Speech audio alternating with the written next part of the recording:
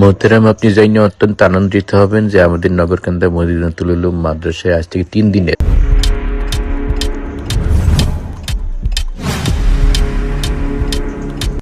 ইসলাহি ইজতেমা শুরু হইতে যাইতেছে। এখানে সাধারণ মুসল্লিরা আসবে, জামাতবন্দি হবে এবং তাদেরকে নামাজ, কালাম, মাসনুন, দোয়া সমূহ সবকিছু হাতে নাতে ট্রেনিং করে শেখানো হবে এবং আসর থেকে ইসলাহি বয়ান শুরু হয়ে যাবে।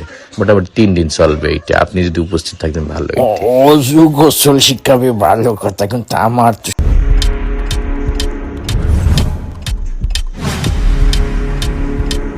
সবসময় প্যান্ট কাপড় চোপড় না পাকি থাকে। সমস্যা নেই, ওইটাও পাক করে দেওয়া হবে। তাইলে তো ভালোই, তাইলে তো আসতেই হয়।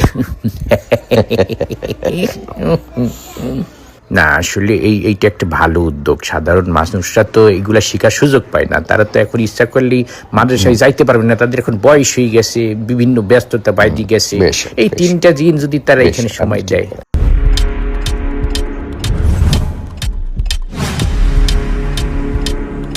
ঠিক বলেছেন আপনি।